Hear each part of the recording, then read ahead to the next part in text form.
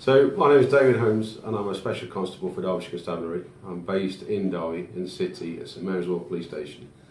I've been there now for just over a year, and at the moment I'm an acting Special Sergeant, which means I'm looking after some other Special Constables as well.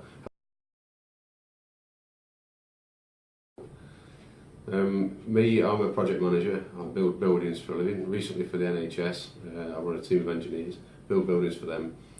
At the moment I'm just moving jobs into a new senior project management role, and I think for me there's an inextricable combination of skills that I've learned as a volunteer for policing and that I've already got as a project manager, and the two combine. Why did you become a Special Constable? I became a Special Constable for a number of reasons.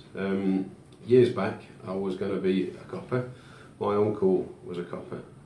He was a motorcycle copper for Staff's Police, and to me he was my idol because he rode a motorbike and he was a copper.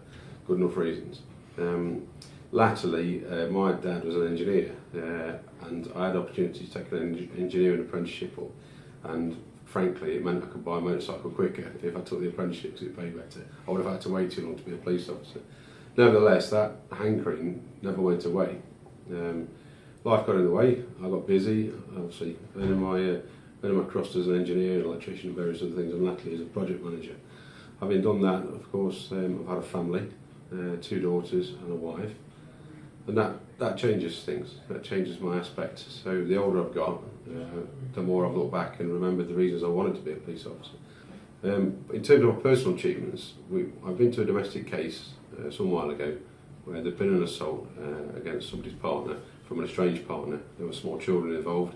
It was late at night, there was alcohol involved, and a degree of criminal damage had happened, and the victim had suffered some injuries. And it's quite common in domestic violence situations. There was a reluctance on the injured party's part to express any desire for the case to go any further. Worse, there was clear witnesses who had good information who didn't want to make themselves a part of it and wouldn't offer up any kind of statement.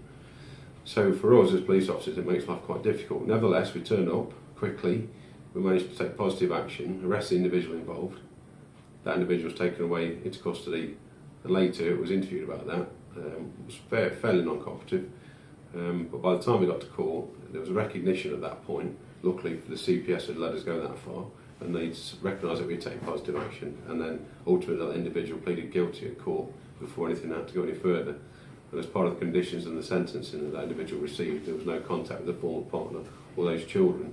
So again, positive action was reflected in the ability for us to stop the cycle of violence and those children witnessing that violence ongoing. So yeah, that's particularly proud of that. And do you think being a dad is part of why? Absolutely. That made a big difference. When we sat an interview with a particular individual, the regular cop I was sat with and asked me if I had any questions for that individual, and my only question was, were you aware that there were small children in that room at the time? And the blank expression I got back kind of said it all. There was a clear knowledge, you know.